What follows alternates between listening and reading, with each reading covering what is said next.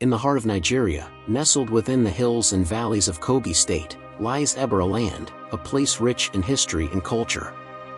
Among the many legends passed down through generations, there is one tale that stands out, a story of a lost deity whose name has almost vanished from memory, yet whose presence once commanded reverence and fear. Our story begins long before the modern age, in a time when the Ebira people lived in harmony with nature and revered a pantheon of deities who governed the forces of the world. Among these deities was Ohomorihai, the supreme god, the creator of all things.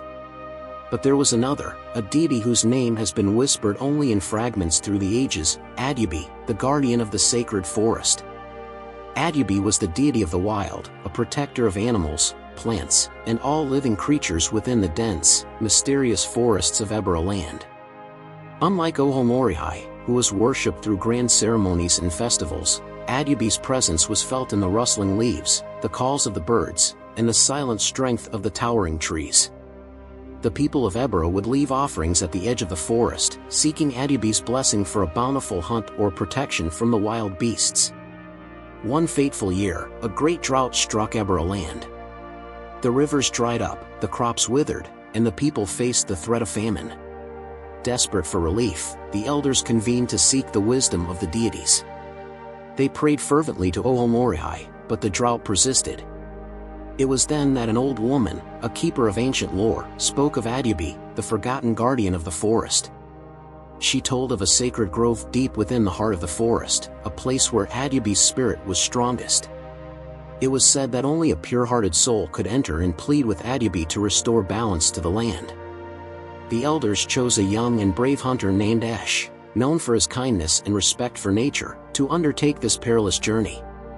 Eche ventured into the forest with a humble offering, a simple basket of fruits and herbs, the last of the season's meager harvest. The forest, though parched, still held an air of ancient magic. After days of wandering, Eche found the sacred grove. It was an enchanting place, untouched by drought, where the trees were lush and the air was cool and sweet. Kneeling before an ancient, gnarled tree, Eche offered his basket and spoke from his heart. He told of the suffering of his people and asked for Adubi's mercy. As he finished, a gentle breeze stirred the leaves, and a soft, glowing light emanated from the tree. Adubi appeared, not as a fearsome deity, but as a serene and wise figure. The deity listened to Eche's plea and, moved by the hunter's sincerity and respect for nature, promised to restore balance. Adubi warned, however, that the people must never forget the sacredness of the forest and their duty to protect it.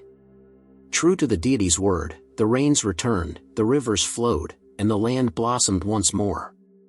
The people of Ebira rejoiced and held a great festival in honor of Adubi.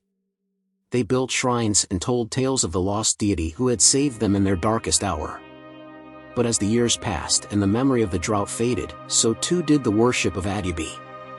The sacred groves were forgotten, and the deity's name became a mere whisper in the wind.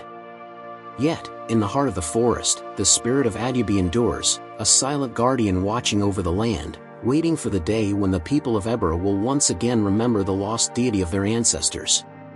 So, dear viewers, let us honor the tales of old and remember the lessons they teach us about respect, harmony, and the enduring power of nature.